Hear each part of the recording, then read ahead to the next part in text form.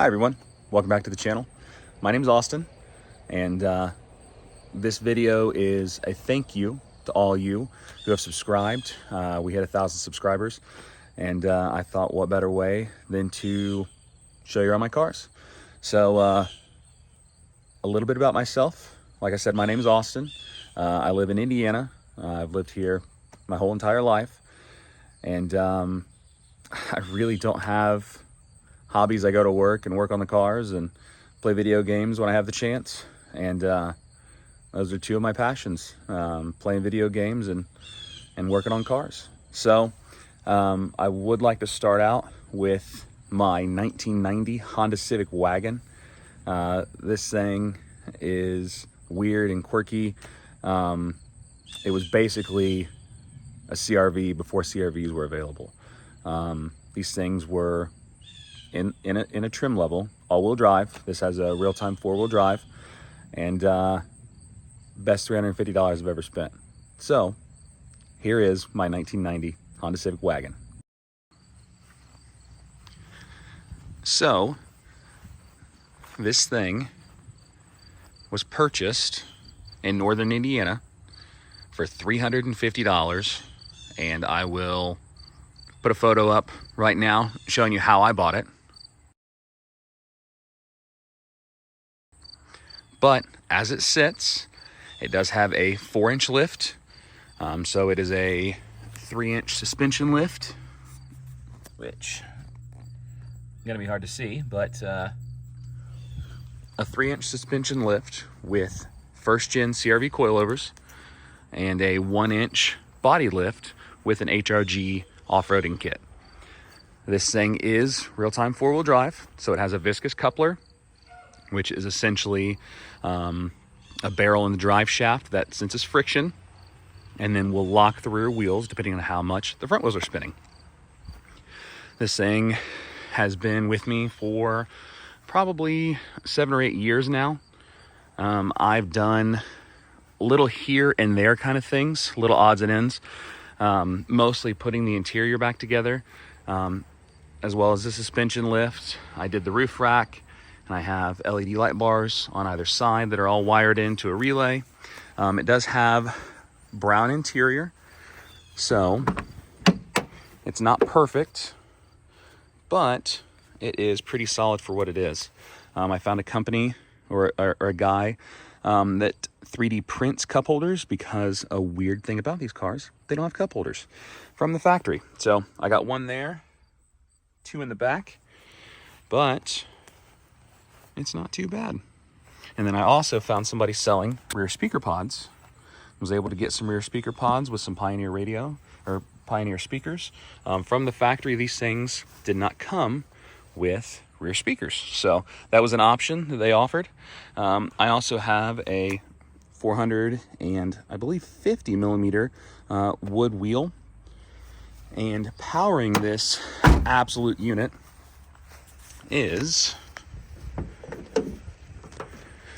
a 1.6 liter single overhead cam motor. So this is a D16 A6. These came in the SIs of that generation, the EF body style, and they came in the four-wheel drive wagons. So this is what it looks like. I've done a lot of work. This is actually another motor I've put into here, and it did set for a few months. I did buy another car, so this thing set for a little bit. The starter went out on it, and I was just recently able to put a starter back in it. So now I got a brand new starter. The other engine had a blown head gasket, so I was able to buy this one, swap it all in. I've done quite a bit of work, but I'm trying to keep it clean, and I really like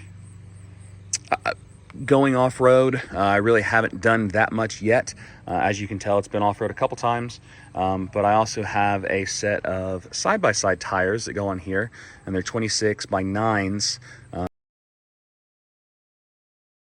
and that's what I like to run most of the summertime. It has the winter setup on it now, which are tires that came off of a Ford Explorer, but this is the winter beater, and this is what I will be switching to here soon, because Indiana winter's coming, so it's ready. But let's move on to the next car. Moving on to the car that brought everybody here, my 2006 Pontiac GTO. So as you can tell, it does have a new livery on it. I did have the TRG livery on it, but I always thought that the Hot Wheels livery was pretty cool, and I hadn't seen anybody do it yet, and so I did it. This took me about a weekend to do, pulling everything off and getting everything back on, but I love the way it turned out. Turned out really great. It is a little dirty. The one place we have in town that is a touchless car wash is constantly out of order, so I did not clean this. And also, it's been pretty neglected ever since I bought my new car, which will be next. But I absolutely love this thing. She's a beast. Pretty much stock, but it's got great interior. Seats aren't ripping yet. I'm sure they will at some point, because what GTO seats are fully put together when they're factory. But I'll pop the hood and show you guys. After installing this Mavman hood with the quick release latches, love these. But basically stock, has a K&N intake, MSD plug wires, and a catch can. That's about it. Put some ICT billet coil pack cover relocations on there. Got my valve covers painted, try to match the car. 1 7/8" primary long tubes from Speed Engineering. 2.5" full exhaust H pipe all the way out. But yeah, pretty much stock, other than, you know, the obvious stuff. So it really had a lot more suspension work done to it than motor work, because I always wanted this to be kind of a time attack car. I always thought that would be really cool. I've never really had anything like this, a V8 powered rear wheel drive car. And I love drifting. I think drifting is amazing, but I quickly found out that I do not have drift money. So I thought time attack would be a little easier in the car. I ended up getting some suspension first, but then those who know, the suspension on these cars are very, very finicky. There's not really any adjustment points anywhere for camber or things like that, especially in the rear. So I had actually bought some BC Extreme Low coilovers, and I lowered it so much that the wheels were actually touching the frame. So that was a no-go. So then I ended up having to notch the subframe, and then I got eccentric bushings, and it's just been kind of one thing after another, but eventually it got to this point. I did end up taking it to a place called GRP in Indianapolis, and they were able to dial this in. The alignment is incredible. It's the best it's ever been. So I've owned the car, and I've owned it for probably about 7 or 8 years now as well. I got it around the same time that I actually got the wagon. So, but then obviously all the carbon goodies and the wide body and the wheels and stuff like that. So a lot of carbon bits. I really love carbon fibers. So the lip and the grills and the Madman hood, and yeah, I absolutely love it. So, oh yeah, and my B pillars. But out back it has the carbon diffuser, and I tried to wrap this, and it doesn't look the greatest, but I wanted that to be carbon really bad, and there was one on eBay, but it was an astronomical amount of money, and I wasn't going to spend that. So, but 5-inch tips out back, blood red VX tail lights, RK Sport 3-piece wing. Yeah, obviously it's why this channel was started. So that is a fresh look for anybody that doesn't follow me on Instagram of the new livery. So let's move on to my third and final car. I felt bad making that video and showing how dirty the car was, so I went behind KFC and washed it, and the people who know what I'm talking about, real OGs. But it didn't have a dryer, so I had to hand dry it, but it didn't turn out too bad. Still pretty, still needs an actual cleaning, with some clay and stuff, but didn't turn out too bad. Didn't turn out too bad at all. So yeah, all right, on to the next car. And last but certainly not least, my 2013 Nissan GT-R Black Edition. This thing is wicked. I love it. It's incredible. This was a attainable dream car. I've always wanted a GT-R. I remember, being young and getting a PS1 and playing Gran Turismo and picking the GT-Rs all the time. It's just incredible. The R35s came out and I thought, well, now's my time. So this is what I ended up picking up. Like I said, this is a Black Edition. It has about 84,000 miles on it. It is wrapped Roaring Thunder, Avery Dennison Roaring Thunder. Obviously the TE37's on there, GT-R spec. This thing is awesome. Carbon bits everywhere. This is technically a full bolt-on car, considered full bolt-on. It's tuned on Cobb, flex fuel, makes around 650 horsepower, and I love it. JDM front and rear side markers, full carbon rear bumper, which is insane. It has HKS Legamax exhaust, twin AEM fuel pumps, 1050X injectors, 3-inch intakes, downpipe, catless mid.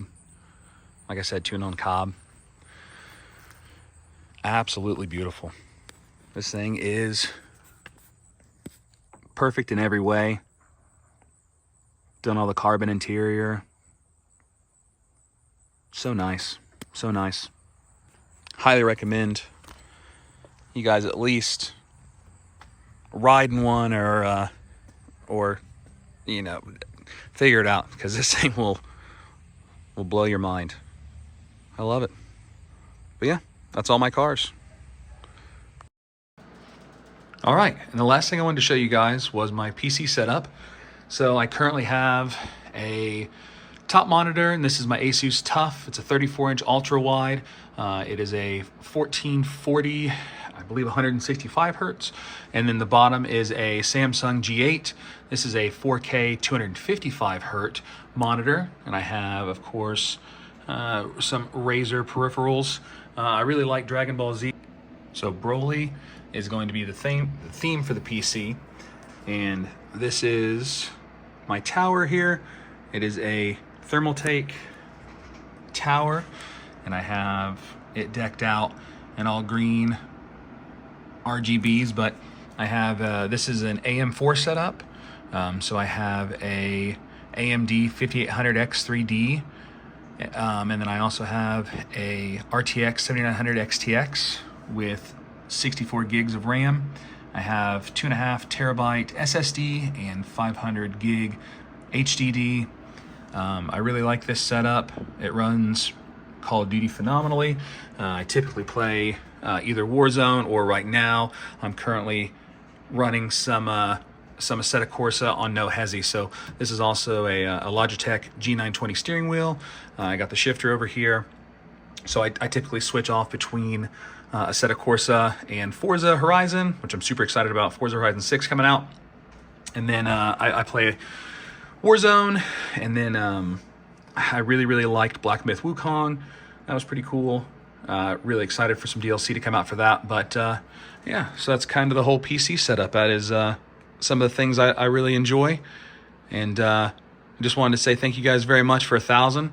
I really appreciate it. If you guys want to leave me a comment on games that you guys like to play, or have any questions on any of my cars, please let me know. And I appreciate you guys, for real. Thank you very much.